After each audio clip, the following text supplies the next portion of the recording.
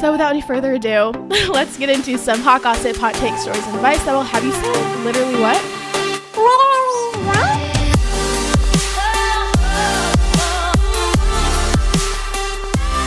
Okay, also, I just discovered the day list on Spotify, which if you follow the Literally What Instagram, I posted it. You basically go on Spotify and search day list, and it updates, I think, every few hours of songs and genres of music you listen to at certain points during the day, and then it'll give you like the funniest title.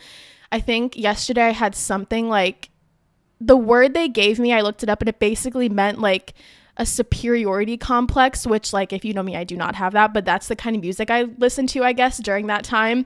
And then this morning it was like hoedown music, country, which I didn't really understand because it said I listened to country in the morning, and I don't listen to country ever. So I'm thinking maybe that is if my husband and I are driving together and he's listening to country. But anyway, it's really fun. You should look at it and see what your funny like name title of your day list is. And I just love looking at it now because it's really funny, especially the words they give you I've never heard of. So you also are learning like new descriptive words, which is so fun. But yes, I have some good stories for us today. We have an update on our crazy story from last week.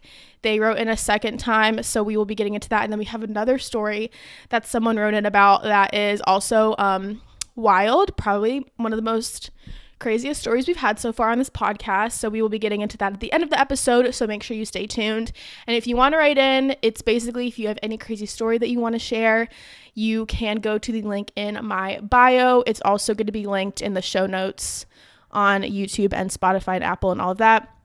It's an anonymous Google form, and you just kind of write in your crazy story, and then we read it on the podcast, and everyone can just sit in awe of how crazy of a story that is.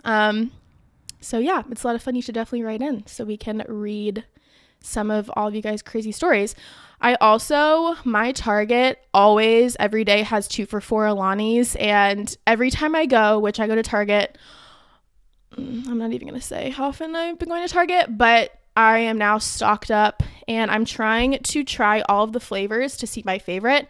There was a new one I got last week, and it's called Arctic White, I believe, and it tastes exactly like the Monster Zero Sugar white one.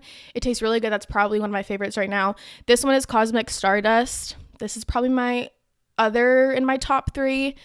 The only one I don't like is, what was it called? It's like a red cherry, and it just kind of tastes almost too sweet and kind of like a medicine-y flavor. But Alani, I love you, and you're stocking my fridge currently. I always have like 20,000 of them because I go through them like water, and I'm trying not to, but these, I don't know what's in them that's different about other energy drinks. These don't make me super shaky and like give me brain fog, so that's a good thing. And anyway, okay, let's get into our stories of the week because I have a lot to say, and I just want your guys' opinions on some things as well.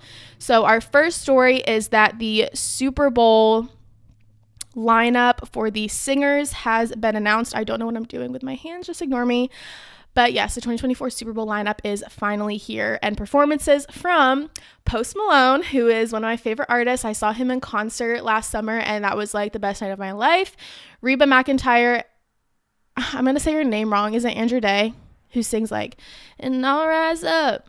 And Usher is doing the halftime show, which I am freaking out over because Usher, I love him too.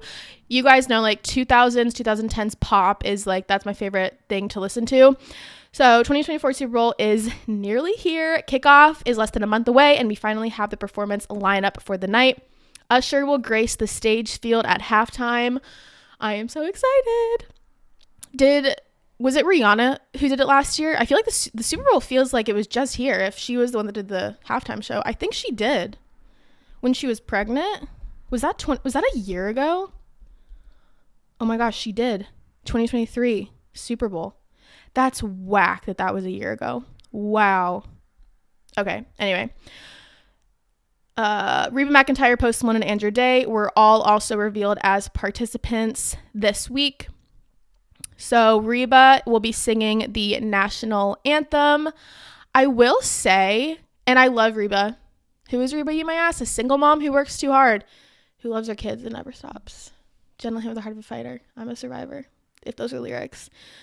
But to me, like whoever's singing the national anthem, I feel like just has to have the biggest voice ever and just like really belts it out. And I feel like Reba, obviously she's gonna sing it very well. I'm not being a hater, okay? But I feel like she's gonna kind of like, she's not gonna hold those higher notes at the end, and I feel like she's gonna kind of be short with the notes. So I do love her, but I don't love her for singing the national anthem. And that's just me, and that's what I'm going to say. Who sang it last year? 2023 national anthem. Do y'all remember when, was it Fergie who did the national anthem at the basketball game and like totally screwed it up? I still think about that all the time. 2023 national anthem, Super Bowl singer. Who was it? It was, Chris Stapleton. He did really good. Anyway, so she will be doing the national anthem. I mean, it'll be good. To me, it's not who I would have picked, but anyway. Post Malone will be singing America the Beautiful. I love Post Malone. Like I said, I think he is one of the best artists of our time. He is probably in my top 3 artists for sure. And then, is it Andra Day or is it Andra Day? Oh my gosh, whatever. She is singing Lift Every Voice and Sing. That'll be beautiful. And I'm excited for the Super Bowl. And I need to get into a topic that I fully support, believe in. It's a conspiracy theory. However, this is whenever someone asks like a weird conspiracy I believe in, this is what I believe in. And I'm here to sit down and prove it to all of my listeners that this is true. I was on TikTok, as I always am, and there was a video, and I'm going to put the picture up here. And basically, this guy was watching his local news, and it announced who was singing at the 2024 Super Bowl. And then it said, at the 49ers and Ravens Super Bowl.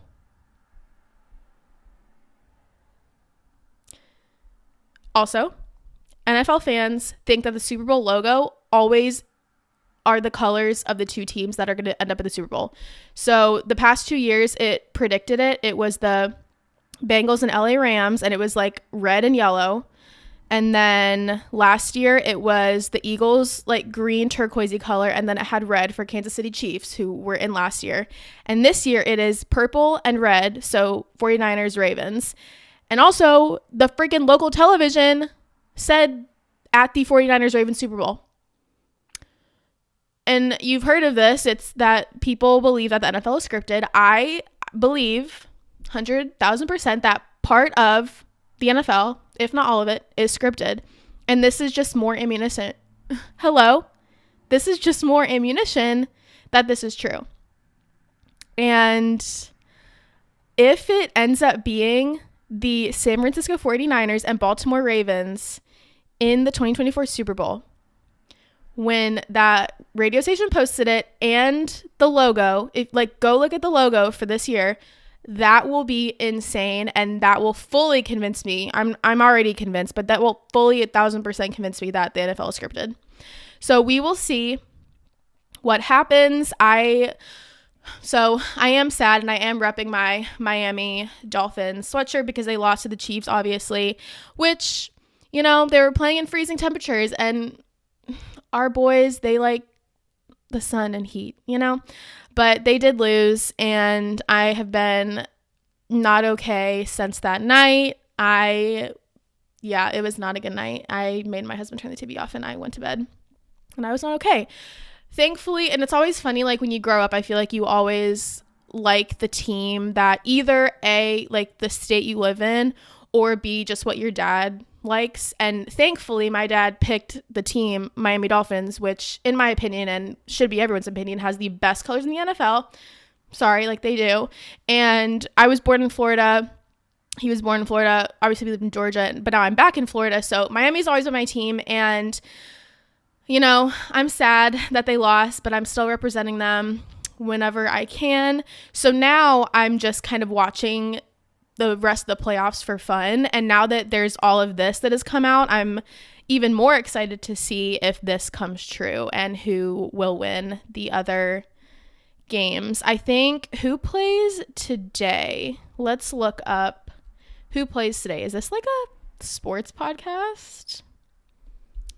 I think it is, guys. I'm just so sporty. What can I say? So I think today is the Bills and Chiefs, which I'm obviously rooting for the Bills. A lot of my friends are Bills fans. I know that the fans are a little crazy, but I'm not rooting for the Chiefs because they literally beat the Dolphins. So like, I'm not rooting for them. They can literally go lose. Bye. And then I had Texans and Ravens, which I want the Texans to win because my husband is from Texas. But I also kind of want the Ravens to win now so that the whole NFL script will become a thing. And then it's Packers and 49ers. This is another one. Like, I love the Packers. One of my best friends, she's a Packers girl, so like I want to root for them, but also I want the 49ers to win because then it'll, the script. And then the Lions and Buccaneers, which like I just don't care about either of them. I really don't care who wins. If I had to pick, I guess I'd go for the Lions just because I like their colors better. I root for teams pretty much solely on colors. I think if my dad liked a team that was not the Dolphins and had ugly colors, I would root for the Dolphins. Like, I love the Seahawks. I love their colors. But thankfully, we're a Dolphins family and, that's colors. So I'm excited. And then February 11th, Las Vegas, baby. Super Bowl 2024. Let's go. I'm so excited to see if this plays out to where it's the Ravens and 49ers. That will be whack, you guys. That's going to be crazy. And then you all are going to be like, Taylor was right. And I'm like, yeah, I was telling you guys. You just have to trust me, So we'll see what happens. Okay, our next story. Selena Gomez, David Henry are returning for a Wizards of Waverly Place reboot. So came out that the magical sibling duo Alex and Justin Russo are making a return to TV in the pilot of the show's new sequel. It's just called Wizards. Now, correct me if I'm wrong, but isn't Alex, spoiler alert, she's the only one that is a wizard now because they did that whole tournament and she won because Justin gave it to her to be the wizard. So is this is this going to be about wizards? Are there even wizards now? I could be wrong, but Selena Gomez and David Henry, who played Alex and Justin, which debuted back in 2007, will be executive producers of the pilot Disney branded television.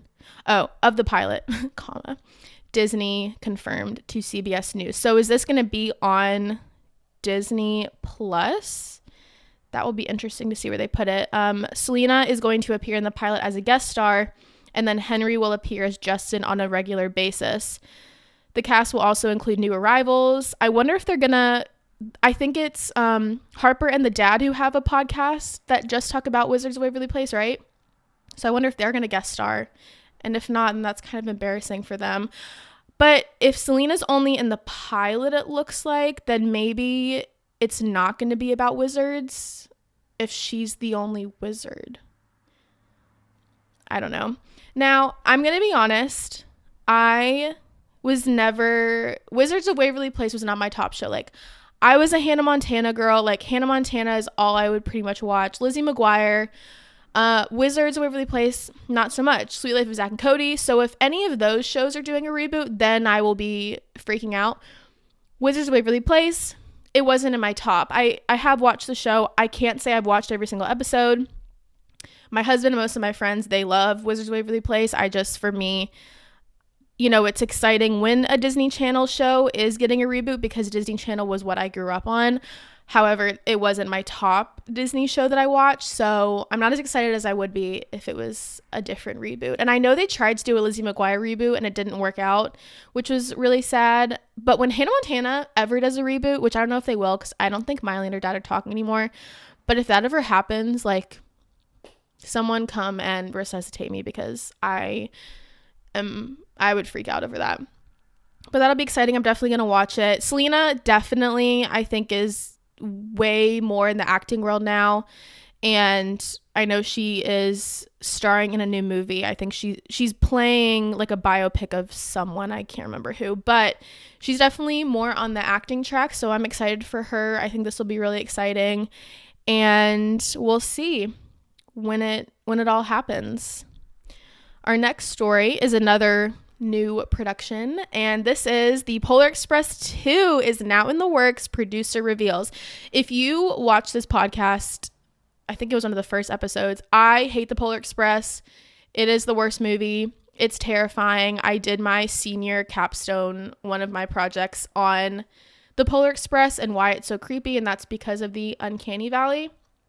And so when I saw this, I had to put it in as kind of a laugh because everyone knows I hate this movie, but it's also my husband's favorite movie, and I feel like a lot of people love this movie.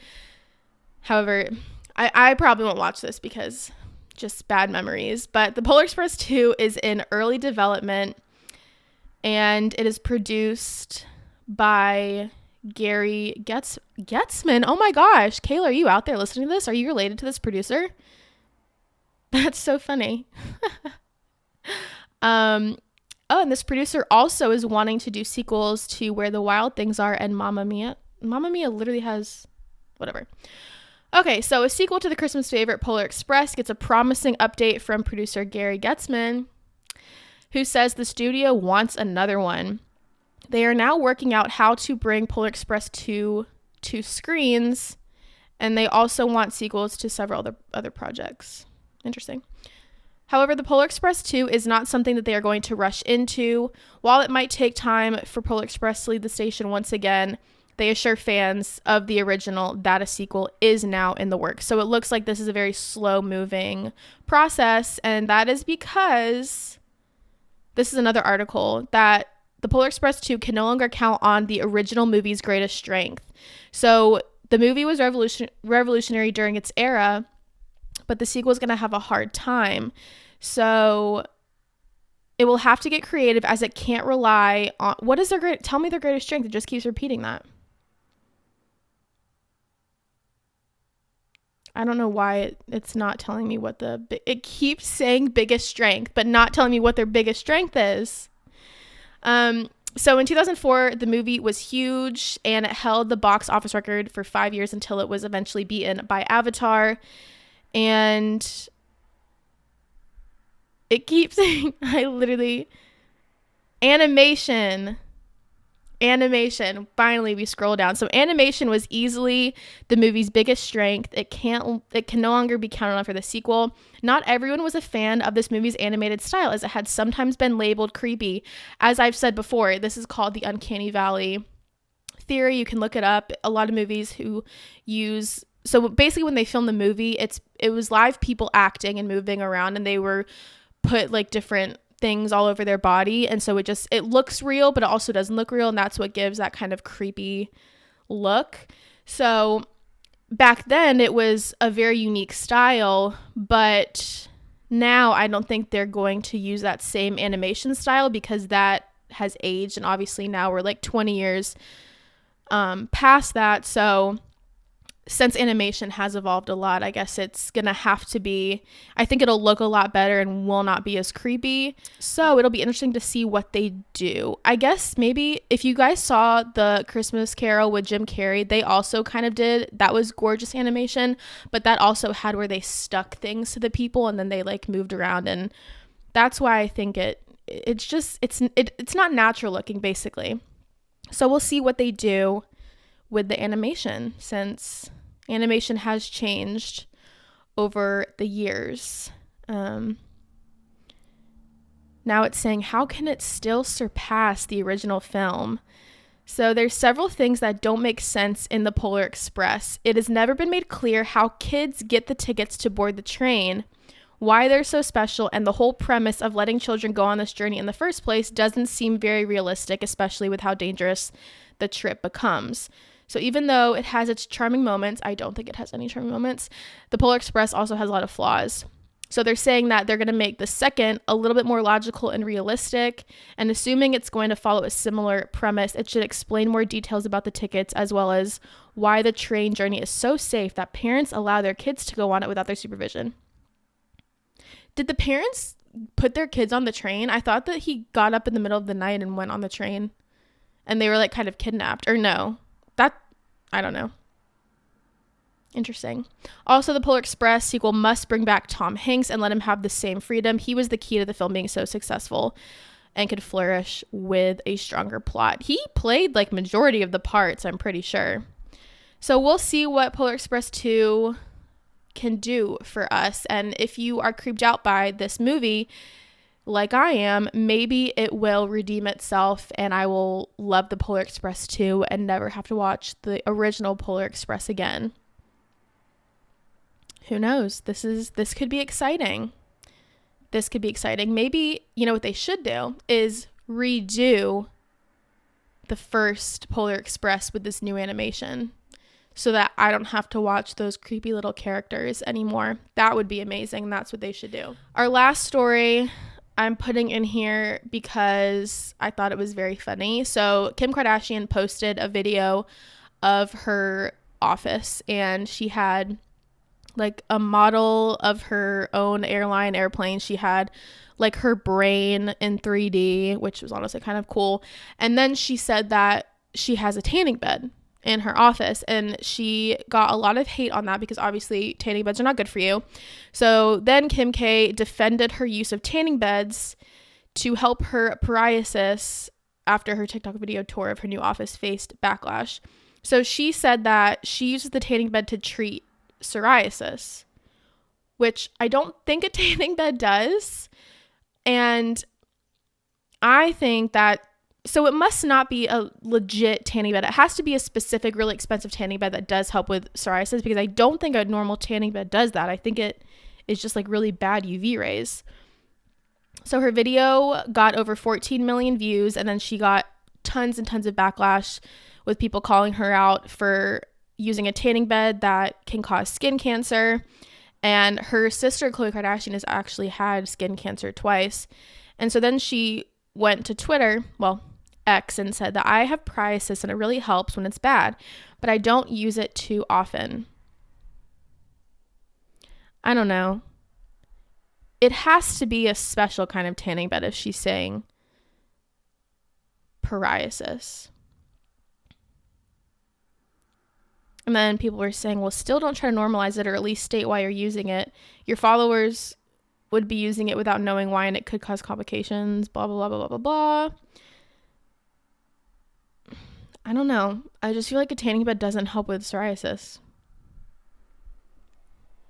If you're a doctor out there, then let me know. But I don't think that's right, and I don't think we should be using tanning. I will say I have never used a tanning bed, and you know, I kind of do want to use one just for the convenience of it, because if you're a girl and you self-tan, you know the struggle. It's just not fun. It's awful. It's one of the worst experiences of being a woman, in my opinion, because I hate the feeling of it on my skin. It's sticky, it smells bad, and it's just not fun. However, the confidence boost you get when you wake up the next morning and you're extra tan is amazing, but it's awful and I hate it. So a tanning bed would be nice. I'm not going to use it. I'm just saying it would be nice because you get in, you get a little hot, but then you're out and you don't have that stickiness on you, and you're done, you don't have to shower it off, all of that. I used to go to a spray tan studio when I was in Georgia. It was down in Atlanta, and that's better because I'm not putting it on myself, but I still have that super sticky feeling, and then it makes me really, really hot, and I'll like sweat, and then I'm in my head thinking, oh my gosh, you're sweating all the tan off, and then I sweat even more because when I get nervous or anxious, like I will sweat like nobody's business, and so that never works out for me either. So now that I'm in Florida, I can just go out and use the actual sun, but I don't really tan. I just burn, and then my freckles will come out. So, you know, it's hard being a redhead because I don't really tan unless I self-tan, which I actually was going to self-tan tonight. I have not tanned since my wedding in December, and I have a car show event tomorrow that I'm going to. And I just kind of I've been working on trying to get outfits and do things that make me look a little bit like older and more classy and like, you know, just spicy and sassy. So I went to Target today to get a few things, but also I got this really gorgeous like black, like just super casual like dress that you see like those rich people wearing. And I was like, I have to tan because I'm just really pale. And I don't know where I was going with that, but basically I need a tan tonight, and I've been dreading it. And you know, if it comes to tonight and I just really don't want to do it, I probably won't. I used to have, there's this product on Amazon, I forget what it's called, but you just spray it directly on you, like where your skin is showing, and it gives you like an instant tan. So maybe I need to order some of that and then just spray wherever. Oh, I got a text, sorry. And just spray it wherever my skin's showing, and then do that. I don't want to tan. I really don't want to, guys. If anyone has any ideas on how to be tan without being sticky, please let me know, because I'm just over it. I'm over it. Why have we not figured out a solution to this? There's got to be a better way. Okay, now we're going to get into our crazy story segment. We have 2 amazing submissions. Again, if you want to write in, it's linked pretty much everywhere. It's just, my hands are like crazy all over the place today, but it's linked everywhere in the show notes, in my Instagram bio. I post links sometimes on my Instagram story, so make sure to write in for sure. But let's get into these crazy stories. So this was a part 2 to last week's, which if you don't remember or didn't listen, basically this girl's current boyfriend was talking about her boyfriend's ex-girlfriend, and the ex-girlfriend would text girls that he was interested in, things that he liked and didn't like, and then would also text her boyfriend, her ex-boyfriend, because he blocked her, and then she would text him off of her friend's phone. So she followed up because I had some questions, you know. So part 2 of the crazy ex who texted other girls the paragraph of what my boyfriend liked and didn't like in all of her shenanigans. So they had mutual friends who told her about his new love interest, and then she'd find them on social media when she found out about them as an explanation. I was the first girl she didn't do that to. Come to find out, before my boyfriend, we'll call him Alex, not his name. So come to find out, before my boyfriend and I had even gotten together, the summer after we graduated, she broke up with her boyfriend in an attempt to get back with Alex. They've known each other since kindergarten, so she would use old memories as a guilt tactic to try to get him to talk to her again if he was trying to avoid her. It didn't go too well for her when we got together a month later. She went back to the guy that she left. Yikes. So this girl and the boyfriend ran in the same circle, it seems like. And so the friends would kind of tell her who he was interested in, and then she would go on social media and tell them things that he liked and didn't like. Again, this is psychotic, crazy behavior. This is not normal behavior. This girl needs to figure some stuff out, because that's not okay. And also, I guess now she is back with the guy before because she couldn't get your boyfriend. So yikes. I'm glad she didn't message you things that he liked and didn't like, so you must put off more of like a confident vibe, which good for you, girl. Yeah, this again is, I've never heard anything like this. This is a little crazy to DM girls that your ex is starting to see. That's psychotic behavior, and I hope this girl figures it out and settles down and finds someone who makes her happy, and then she can leave the past behind her and stop messaging these poor innocent girls on Instagram and social media, because it's just not a good look at all. And they've known each other since kindergarten. Yikes. That's a long time. I wonder if they're like family friends and never have to see each other again. She back to the guy. They've known each other. She blah, blah, blah, blah. Well, at least the guy left her and isn't dealing with craziness. I don't know. This story is just so interesting to me because I've never heard of a girl DMing other girls about the ex. Normally, if a girl is DMing the guy, it's like, or the girls, it's, hey, you might not want to date this guy. This girl's literally giving them advice on like what he likes and doesn't like. That's like a little weird, a little not okay. Anyway, all right, we're gonna get into our next story, which this is crazy. And it made my head spin, and oh my gosh. So sit back, because this one's a doozy for sure. Hey girl. I used to date a guy who logged into all of my social media accounts and email accounts at one point. Red flag. Including setting up a Life 360 so he knew where I was. As a side note, I never cheated on him. The thought never crossed my mind. I didn't see the point in being in a relationship with someone if I was just going to keep browsing. Amen, sister. Good for you. Head on straight. Right off the bat, like, logging into all of your stuff, getting a Life 360 to track you all the time, like, creepy, controlling, red flag. He made me remove all of my guy friends from social media. Red flag. Getting a little suspicious of his obsession over controlling me, I took his phone one night when he was sleeping.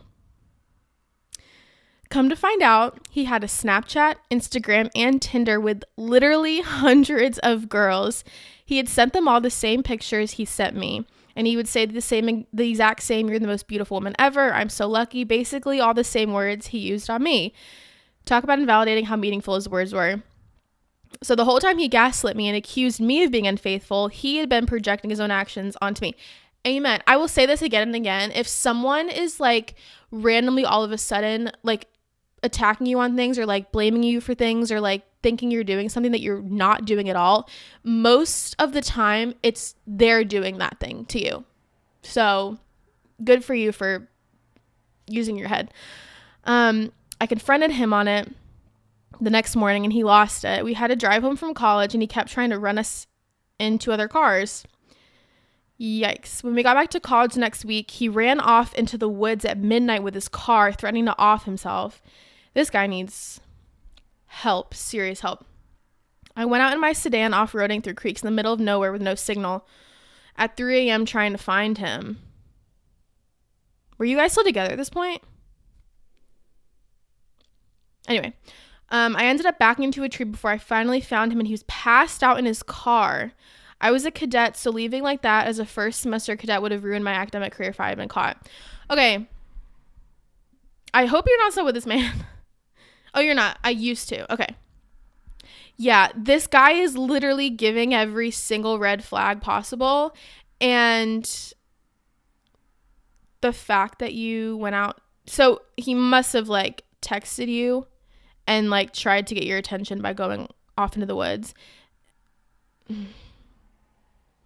Men, not all men, but men can be so insanely psychotic and need help. Like, this is not okay. This, like, girls should not have to deal with this. Like, this is just psychotic. And I don't understand this. Like, I don't get why guys do, like, I'm not saying just guys, and I'm not saying all guys. I'm just saying, like, to threaten these things and to gaslight and to just, it just makes me, I hate it so much. I hate that girls go through this because I feel like majority of the time it's girls who are just like so sweet and like the guys know that and know that like they're going to do things to make sure you're okay. And like, it makes me so mad. And I'm so, first of all, like, I'm sorry this happened to you. This like sucks. It is a crazy story. I'm glad that you are out of it and you're going to find a relationship that is like a million times better. And hopefully this guy is getting help. And yeah, no one should go through that. And that is crazy. Yeah. I'm glad you didn't get caught though. And I'm glad you're okay. I hope he's okay wherever he is. Yeah. Wow. That's a crazy story. I will say that. And what a way to end off the Literally What podcast. That's for sure. So thank you for writing in. As always, you can write in and follow up with anything you want. You can write in about pretty much anything and I'll read it off. And yeah, what a good episode. I will say this was one of my favorite episodes for sure. They're all my favorite, but it's always fun when there's like super exciting things to talk about. And I'm excited to stay up to date with the NFL logos and if this is correct. So as always, make sure to follow the Literally What Instagram. That's literally with 2 Y's, what with 3 T's. Subscribe to the YouTube channel. I post all of my videos up on YouTube. Give it a like if you're listening to this on Spotify, Apple Podcasts, give us a 5-star review. That would be like so amazing. Seriously, like please, 5-star review. That can be your birthday present to me, is to give me a 5-star review. And yeah, write in any crazy stories. I hope everyone has an amazing weekend. Stay warm. We are gearing up for, I actually don't know what the next big thing is. I guess Super Bowl. I don't really know where I was going with that, but I'll see you guys next weekend for some more hot gossip, hot take stories, and advice that will have you saying literally what. Bye guys. Mwah.